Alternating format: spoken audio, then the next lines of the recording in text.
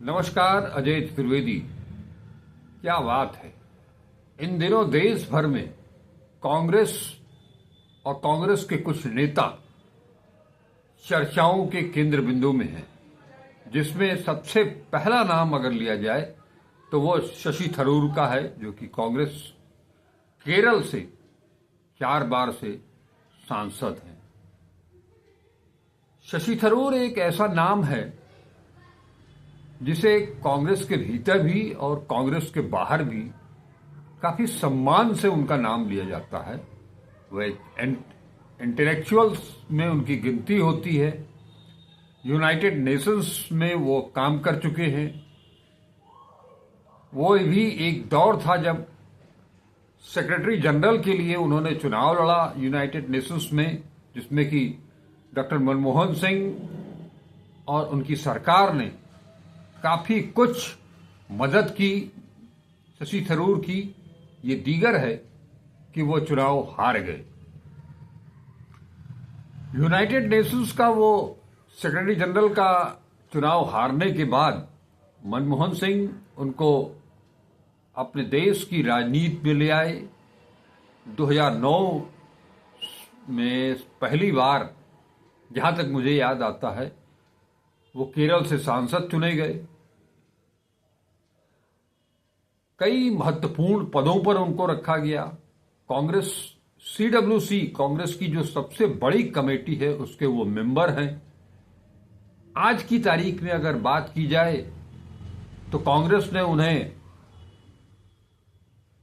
संसद में external affairs committee का चेयरमैन तक बना दिया। लेकिन यही वो शशि थरूर हैं जो G23 के मेंबर भी थे और कांग्रेस अध्यक्ष मल्लिकार्जुन खड़गे के खिलाफ इन्होंने अध्यक्ष पद के लिए चुनाव भी लड़ा। वो सारी चीजें एक तरफ थी। इंटेलेक्चुअल, सही मायने में इंटेलेक्चुअल हैं इनका, और खास तौर पर अंग्रेजी और अंग्रेजियत दोनों इनके अंदर कूट कूट करके भरी हुई है। हालांकि जब कांग्रेस अध्यक्ष का चुनाव लड़ रहे थे तो इन्होंने हिंदी भी काफी कुछ सीखने को कोशिश की। हिंदी बोलने भी लगे, शेर व शायरी भी करते हैं, अनेक महत्वपूर्ण मसलों पर अपने विचार रखते हैं। 2 दर्जन से ज्यादा किताबें लिख चुके हैं। बेसिकली नेहरू गांधी थॉट को लेकर उसको आगे बढ़ाने के लिए शशि थरूर जाने जाते हैं। लेकिन इधर बीच आखिर उन्हें हुआ क्या? कांग्रेस ने इन्हें एक अपने पार्टी के भीतर प्रोफेशनल बेंच बना करके, इनको उसका चेयरमैन बना करके ये छोड़ा कि कुछ इंटेलेक्चुअल्स को, प्रोफेशनल्स को पार्टी के साथ जोड़ेंगे। लेकिन वहां वो कामयाबी इनको मिली नहीं। या बहुत सारे लोग ये भी कहते हैं कि उसके प्रोफेशनल्स विंग के लिए इन्होंने बहुत ईमानदारी के साथ कुछ काम भी नहीं किया। और आज की तारीख में समूचा विपक्ष नरेंद्र मोदी के खिलाफ, नरेंद्र मोदी का अभी जो हालिया अमेरिका दौरा हुआ, ट्रंप से उनकी जो मुलाकात हुई, डोनाल्ड ट्रंप अमेरिकी राष्ट्रपति के साथ जो ज्वाइंट प्रेस कॉन्फ्रेंस हुई, उसमें डोनाल्ड ट्रंप ने मोदी के सामने भारत को कितना जलील किया। अमेरिका दौरे से पहले ट्रंप ने जिस तरह से भारतीयों को हथकड़ियों और बेड़ियों में अपने सैनिक विमान से भारत भेजा, उसकी इतनी आलोचना हुई। इन सब के बावजूद शशि थरूर का मानना है कि नरेंद्र मोदी का अमेरिका दौरा काफी सफल रहा। अब किस मायने में सफल रहा, किस कोने से सफल रहा, ये इंटेलेक्चुअल शशि थरूर ही बता सकते हैं। दूसरी तरफ केरल की वामपंथी सरकार के कार्यों को भी वो सराहना करते हैं, जो कि कांग्रेस की प्रबल प्रतिद्वंदी है। केरल में 2026 में केरल में चुनाव भी होने हैं। आखिर क्या वजह हो सकती है? ऐसा कोई कारण स्पष्ट तौर पर दिखाई नहीं देता है। जहां तक मुझे लगता है कि शशि थरूर को सबसे बड़ा कांटा अपने पॉलिटिकल कैरियर में अगर कहीं दिखाई दे रहा है तो वो केसी वेणुगोपाल है। दोनों एक ही जगह से आते हैं और केसी वेणुगोपाल जो आमतौर पर कांग्रेसियों की आदत होती है गणेश परिक्रमा करना, गांधी परिवार के अगल बगल घूमते रहना, तो केसी वेणुगोपाल आजकल राहुल गांधी के इर्द गिर्द हमेशा मंडराते हुए आपको दिखाई देंगे। क्या ये बात उनको चुभ रही है? अब वो कहते हैं राहुल गांधी से, उन्होंने जब अपनी नाराजगी जताई तो राहुल गांधी ने इनको वार्ता के लिए बुलाया, बातचीत की। उस दौरान इन्होंने यहां तक कह दिया कि कांग्रेस में उनकी भूमिका क्या है, इसको लेकर के सवाल खड़ा कर दिया, जबकि संसद में इन्हें बोलने की पूरी आजादी रहती है। बावजूद इसके वो कहते हैं कि प्रमुख मुद्दों पर बोलने से इन्हें मना किया जाता है। ये यूथ विंग को का लीडर बनना चाहते हैं 69 साल की उम्र में। इसके पहले भी जवानी में भी इन्होंने यूथ के लिए कोई काम किया नहीं। क्या वो केरल के मुख्यमंत्री बनना चाहते हैं? उन्हें अगले साल जो चुनाव होने हैं, ये चाहते हैं कि मुख्यमंत्री का चेहरा बना करके इनको पेश किया जाए, जबकि राहुल गांधी ने इस पर साफ साफ कह दिया कि हम किसी को मुख्यमंत्री का चेहरा बना करके हम चुनाव नहीं लड़ते। आखिर वजह क्या है? और तो और उन्होंने जो ट्वीट कर दिया, किसको अज्ञानी बता रहे हैं और किसको महाज्ञानी बता रहे हैं, ये भी सब लोग समझ रहे हैं। आप एक्सटर्नल अफेयर्स एक्सपर्ट हैं, आप अच्छे इकोनॉमिस्ट हैं, लेकिन इसका ये मतलब तो नहीं कि आपको कांग्रेस की नीतियों से, आज की बदलती हुई या बदली हुई कांग्रेस की नीतियों से खफा हैं। ठीक उसी तरह से जैसे कि गुलाम नबी आजाद थे कश्मीर से। यही वजह है कि नरेंद्र मोदी भी कभी जैसे संसद में ही और संसद के बाहर भी गुलाम नबी आजाद की प्रशंसा कर दिया करते थे तो वो भावुक हो जाते थे। आज ये नरेंद्र मोदी के करीबी हो गए हैं।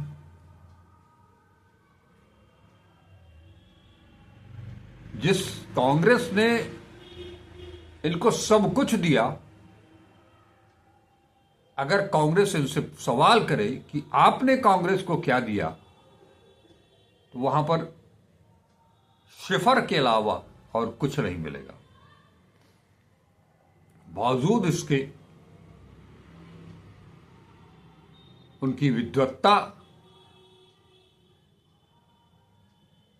का हर कोई कायल है, लेकिन ये विद्वत्ता किस काम की, जो आपके लिए, आपके परिवार के लिए, आपके संगठन के लिए, आपकी पार्टी के लिए कोई काम ही ना आवे। हाँ, एक चीज जरूर, वो बहुत निजी मामला है, बहुत लोग उसको उठा भी रहे हैं, इनकी शादी को लेकर के कि एक दो नहीं तीन तीन शादियां की। आखिरी शादी जिससे कि उनकी एक संदिग्ध परिस्थितियों में मौत हुई, जिसे लेकर के इनके ऊपर काफी कुछ लांछन लगा, केस चला। अब शशि थरूर को हो क्या गया है, और जिस बगावती तेवर के साथ ये सामने आए हैं, भले ही ये कहें कि हम कांग्रेस से कहीं बाहर नहीं जा रहे हैं, लेकिन साथ ही साथ ये भी कह दिया कि हमारे कांग्रेस को अगर हमारी जरूरत नहीं है तो उनके पास विकल्प भी ढेर सारे हैं। कौन से विकल्प हैं सिवाय इसके कि आप भी मोदी के संग हो जाएं, नरेंद्र मोदी का साथ पकड़ करके। क्योंकि नरेंद्र मोदी को भी ये पता है अच्छी तरह से कि शशि थरूर जैसा आदमी, जिसे कि एक्सटर्नल अफेयर्स की अच्छी जानकारी है, ऐसे किसी व्यक्ति की चाह जरूरत नरेंद्र मोदी को भी है। क्योंकि हाल के वर्षों में जो एक्सटर्नल अफेयर्स को लेकर के मोदी सरकार की, खुद नरेंद्र मोदी की जितनी थू-थू हुई है चारों तरफ, पड़ोसी देशों से लेकर के अमेरिका तक, उन्हें लाल आंखें दिखा रहा है, तेवर दिखा रहा है। ऐसे में क्या नरेंद्र मोदी भी चाहते होंगे कि इस तरह का आदमी उनको मिले, ताकि वो उसका उपयोग कर सकें अपनी सरकार के लिए, अपनी छवि के लिए। हालांकि जितनी चीजें मैंने बताई, ये एक आज की तारीख में आजकल एक ट्रेंड सा बन गया है कि कांग्रेस ने जिस को ऊंचा ओहदा दिया, उनका सम्मान किया, वो इस संकट की घड़ी में उनका साथ, कांग्रेस का साथ छोड़ने के लिए विवश हो रहे हैं या आकर्षित हो रहे हैं सत्ता पक्ष से। दरअसल अगर कहा जाए तो ये ऐसे ही लोग हैं जो सत्ता प्रेमी हैं, उन्हें किसी न किसी रूप में हुकूमत चाहिए, वो शहंशाह बनना चाहते हैं कि उन्हें कैदी जरूर बना दिया जाए, लेकिन उसके साथ कुछ विद्यार्थी दे दिए जाएं ताकि वो उन्हें पढ़ाएं कम, शिक्षित कम करें, उन पर शासन ज्यादा चलाएं। ये शाहजहां टाइप की जो प्रवृत्ति है, इसके कायल हैं ये ऐसे लोग। जमीनी स्तर पर इनका अपना कोई जनाधार नहीं, केवल बुद्धिमत्ता के चलते कांग्रेस इनका सम्मान करती चली आ रही है। और यही वजह है कि नरेंद्र मोदी भी चाह रहे हैं कि ये कांग्रेस छोड़ करके बीजेपी में शामिल हो जाएं। इससे दोनों फायदे होंगे। एक तरफ तो कांग्रेस के ऊपर निशाना फोड़ा जाएगा कांग्रेस, और दूसरे उन्हें एक मनचाहा विदेश मंत्री भी मिल जाएगा। तो क्या राहुल गांधी, मल्लिकार्जुन खड़गे या कांग्रेस हाईकमान इन सब के लिए शशि थरूर कितने काम के व्यक्ति हैं, ये भी पार्टी सोचेगी कि अगर इनके चले जाने से क्या कुछ फर्क पड़ेगा।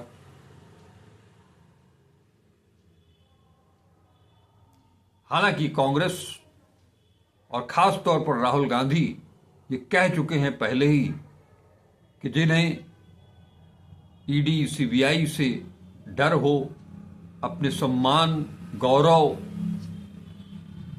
की ज़्यादा चिंता हो, पार्टी से ऊपर अपने आप को देखते हों,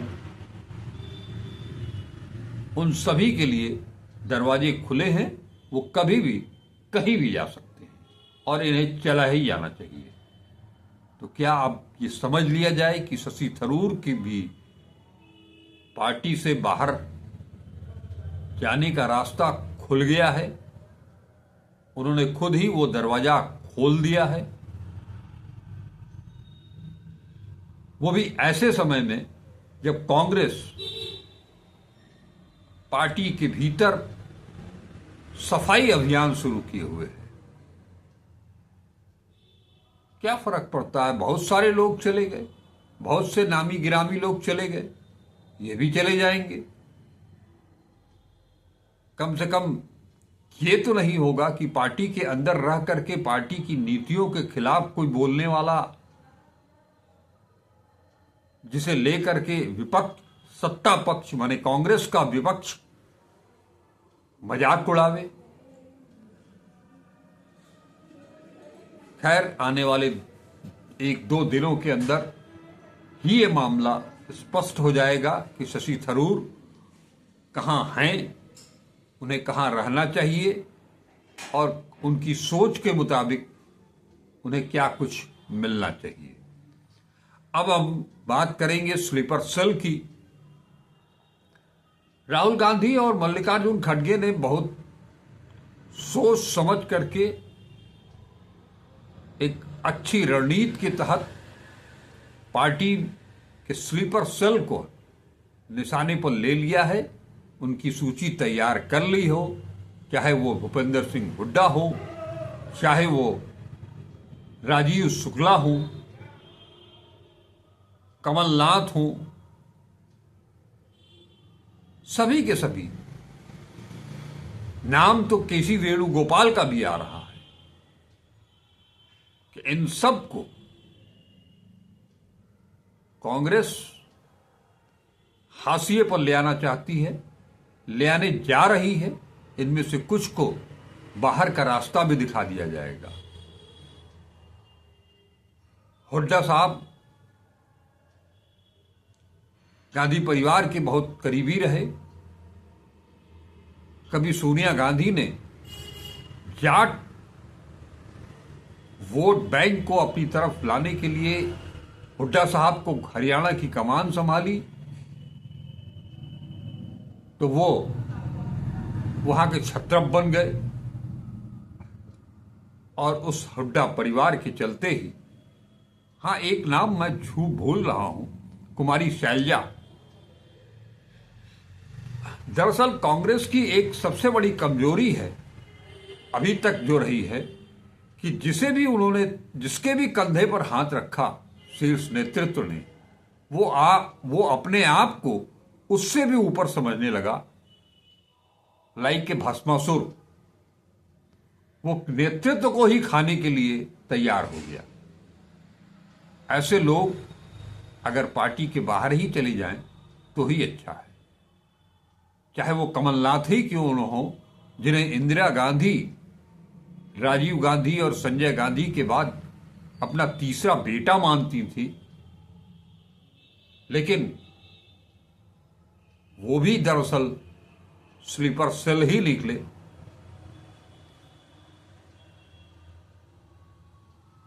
ऐसे सभी लोगों को कांग्रेस ने बाहर का रास्ता दिखाने का मन बना लिया है। राजीव शुक्ला जब हिमाचल प्रदेश के प्रभारी थे और हिमाचल में जब सरकार संकट में थी, तब ये जय शाह के साथ गलवैया करते घूम रहे थे। कभी आईपीएल में दिखाई दे जाएंगे। हर एक टूर्नामेंट कोई भी क्रिकेट का हो, वो जय शाह के बगल में हंसते मुस्कुराते आपको नजर आ जाएंगे। संकट सरकार पर था, लेकिन इन्होंने किया क्या? उसके लिए भी हाईकमान को ही हस्तक्षेप, बीच बचाव करना पड़ा।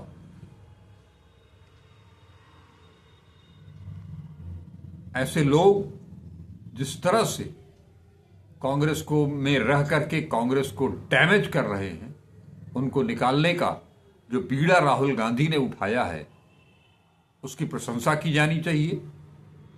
वो चाहे शशि थरूर जैसे लोग ही क्यों न हो, इन सभी को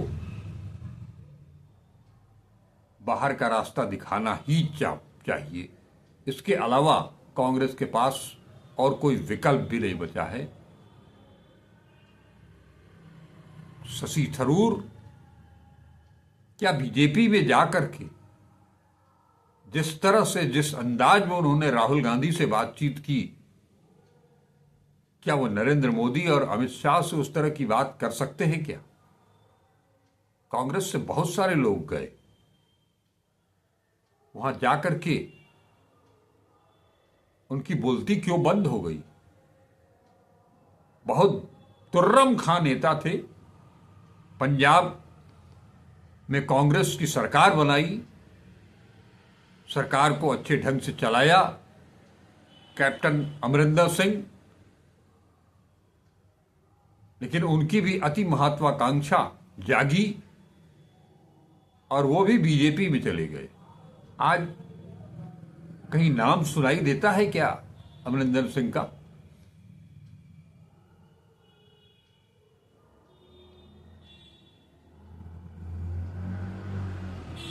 तो जो सिलसिला शुरू हुआ है कांग्रेस की सफाई का,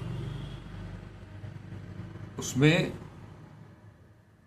कोई भी हो, ऐसे अति महत्वाकांक्षी और स्वकेंद्रित लोगों को बाहर का रास्ता दिखाना ही कांग्रेस के लिए, कांग्रेस की राजनीति के लिए, कांग्रेस के रिवाइवल के लिए बेहद जरूरी है।